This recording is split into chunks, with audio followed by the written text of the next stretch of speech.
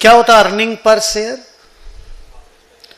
Profit available या attributable to equity share holders, जिसको ordinary share holders भी बोलते हैं, divided by number of shares या weighted average number of shares. अगर बेसिक फॉर्मूला आप बोलते हो कि सर ईपीएस का फॉर्मूला क्या होता है, then the answer is PFES divided by वानोस। हम लोग अपनी क्लास में ये दोनों वर्ड यूज करेंगे, एग्जाम में आपको फुल फॉर्म ही लिखना पड़ेगा, ये फॉर्म लिखना अलाउड नहीं है। So this is profit available for equity shareholders divided by weighted average number of equity shares। weighted average number of equity shares में weighted average क्या है? ये तो number of equity shares है। if number of outstanding equity share मतलब issued equity shares, अगर हम बोलें कि बिगिनिंग में 4 लाख इक्विटी शेयर कंपनी का था on 1/4/25, throughout the year number of equity share change नहीं हुआ, and on 31/3/26 also number of equity share is 4 lakh, no issue, no buyback, no bonus, no conversion of debt into equity, just nothing happened. शुरू से last तक number of share 4 lakh ही था, तो weighted average number of equity share will also be 4 lakh. It is number of equity shares, clear? लेकिन अगर different point of time in a year पर different number of share है, for example 1/4/25 को 4 lakh share है, 1/9/25 को 6 लाख शेयर है, 1/11/25 को 9 lakh share है, और 1/2/26 को 8 लाख शेयर है, एंड 31/3/26 को भी 8 लाख शेयर है।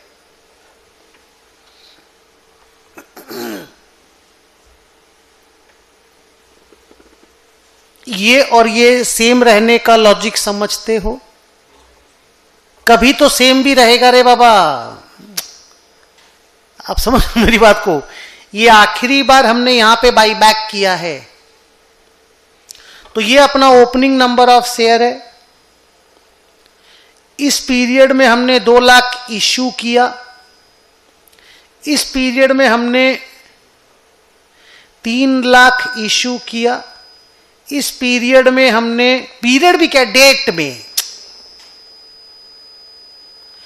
इसमें हमने 1 लाख बाई बैक किया, और ये फाइनली, तो इट्स 4 + 2 6 + 3 9 - 1 इज इक्वल टू 8।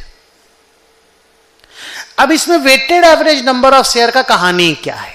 कहानी इज, क्योंकि at different point of times in a year different number of shares were outstanding, तो टाइम के हिसाब से अगर नंबर ऑफ शेयर का एवरेजिंग कर दें, माने टाइम को वेट ले लें और नंबर ऑफ शेयर का एवरेजिंग कर दें, एवरेज नंबर ऑफ शेयर का होगा। आंसर मंथ में नहीं आएगा, आंसर लैक्स में आएगा। समझ लो क्या बोल रहे हैं? मंथ का एवरेजिंग नहीं होगा, month is the weight, number of share will be averaged. Now you will ask, sir why? The answer is, अलग अलग number of share outstanding in the year था ना, अलग अलग पॉइंट ऑफ टाइम पे अलग अलग नंबर ऑफ शेयर था, तो अलग अलग पॉइंट ऑफ टाइम पे अलग अलग ईपीएस आ रहा था। जब नंबर ऑफ शेयर अलग अलग है तो ईपीएस भी अलग अलग आ रहा है, तो हमको साल का एक ईपीएस निकालना है, तो नंबर ऑफ शेयर का एवरेजिंग होना जरूरी है। इजी लैंग्वेज, अगर नंबर ऑफ शेयर अलग अलग है मींस हम अलग अलग पैसा अलग अलग पीरियड में यूज कर रहे हैं। यहां 4 लाख शेयर का पैसा यूज कर रहे हैं, यहां 6 लाख शेयर का पैसा यूज कर रहे हैं, नहीं समझे? यहां 9 लाख शेयर का पैसा यूज कर रहे हैं, प्रॉफिट एक ही है, profit available for equity share holder, वो पफेस है, वो पूरे साल का है, तो नंबर ऑफ शेयर भी तो पूरे साल का होना चाहिए। साल का करने के लिए हमको इसको एवरेजिंग करनी पड़ती है। अब आप इसको ऐसे बोलोगे कि 4 lakh share were outstanding for 5 months, April, May, June, July, August. 6 lakh share were outstanding for September, October, 2 months। 9 lakh shares were outstanding for 3 months, and 8 lakh shares were outstanding for 2 months। एकदम क्लियर है, कोई आर्ग्यूमेंट है ही नहीं, simple बोले हम। इनका averaging होगा, मतलब आंसर 9 से नीचे और 4 से ऊपर आएगा। 9 से नीचे और 4 से ऊपर आएगा। एवरेज कभी भी छोटे से छोटा नहीं होता और बड़े से बड़ा नहीं होता, और इसको वेट लेना है।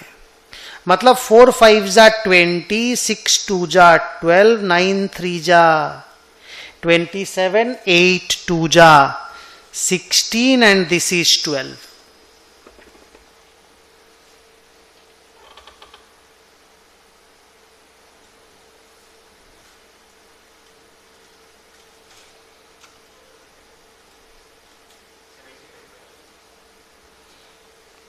कोई प्रॉब्लम बेटा?